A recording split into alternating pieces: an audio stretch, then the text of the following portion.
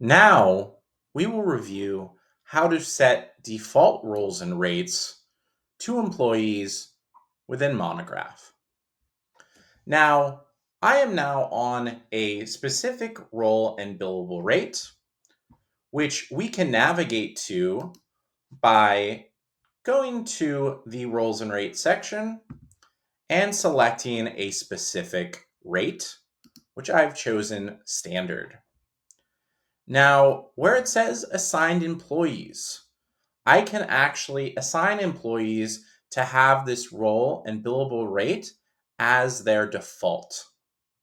This really comes in handy as you're logging time, as it ensures that time will always be logged against a billable rate for these employees. Now, under assign employees, I can go ahead and add one of my employees to this specific rate, and that will assign them to the role and rate.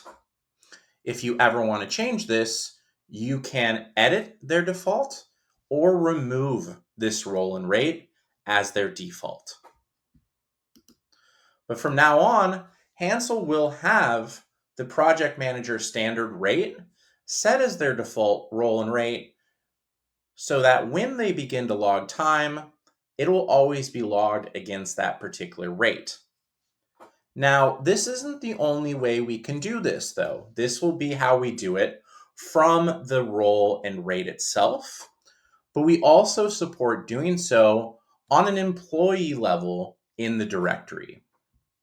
So if I scroll back to roles and rates, we will see the directory right above roles and rates, and this will give us our full team directory.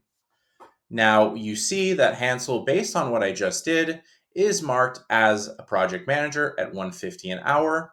But let's say I wanted to do Dexter's role and rate.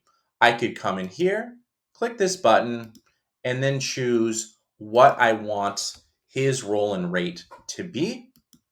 And I would go ahead and save it.